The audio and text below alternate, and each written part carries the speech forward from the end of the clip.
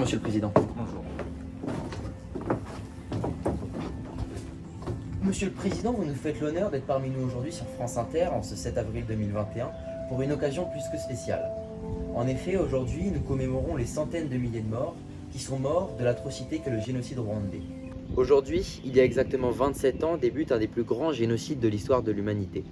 Après la fin d'un conflit interne par les accords d'Arusha, qui prévoit une réintégration de la minorité Tutsi par le peuple rwandais majoritairement Hutu, a lieu l'assassinat du président rwandais le 6 avril 1994, qui déclenche le génocide des Tutsis par des extrémistes Hutus.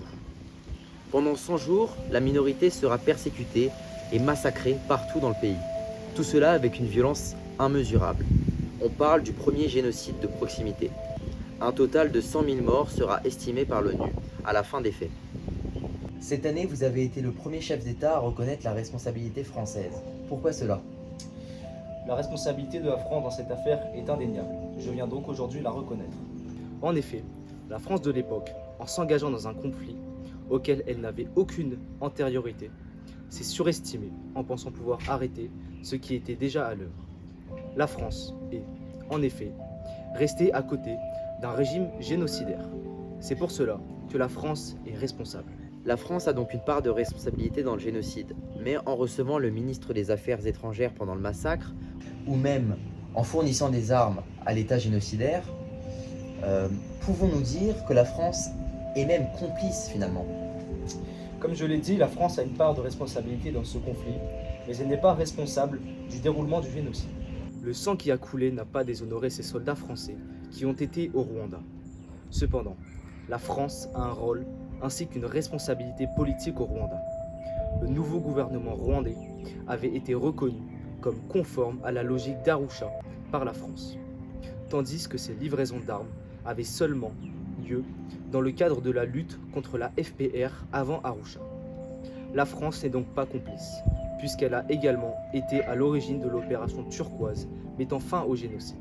Monsieur le Président, que vous évoque la condamnation par la justice française de Pascal Simbi Kangwa ? En mars 2014, la cour d'assises de Bobigny a condamné Pascal Simbi Kangwa à 25 ans de réclusion criminelle. Il a été reconnu coupable d'avoir organisé des barrages routiers sur lesquels étaient filtrés et exécutés des Tutsis. Il a toujours nié les faits, mais la justice française a fait le travail nécessaire et a fini par le condamner. J'ai confiance en cette justice et je suis convaincu que la peine qui lui a été administrée est entièrement justifiée. Cette justice est un moyen pour la France d'assumer la part de la responsabilité qu'elle tient dans ce génocide. Les tribunaux Gacaca sont des tribunaux mis en place au Rwanda dans le but de juger des milliers de personnes accusées d'avoir participé aux crimes de génocide et crimes contre l'humanité au Rwanda en 1994.